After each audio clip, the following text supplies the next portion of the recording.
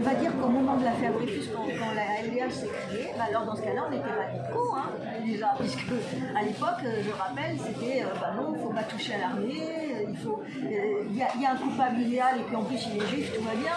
Et donc heureusement qu'il y a eu, comme Ludovic Rarieux qui est de Bordeaux, et que quelqu'un, il y a eu des personnes qui sont levées pour dire, c'est antisémite, il est hors de question qu'on continue à tenir de tels propos et à y avoir de telles pratiques.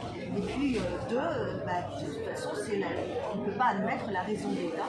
Il faut se lever contre ce type. On condamne un innocent parce qu'il s'agit de l'armée. Donc moi, j'ai l'impression que c'est depuis toujours qu'on nous accuse de pas être dans les clous, tout simplement parce qu'on s'élève au nom de principes, de valeurs qui n'ont pas changé. C'est toujours la déclaration des droits de l'homme d'Israël 1789. C'était radical, ça aussi, cette déclaration. Mais c'est aussi la Convention européenne des droits de l'homme et des libertés fondamentales. Et là, quand je vois à quel point maintenant cette convention est attaquée, je me dis que c'est quand même terrible de se dire que de défendre les droits et les libertés, ça devient de la radicalité.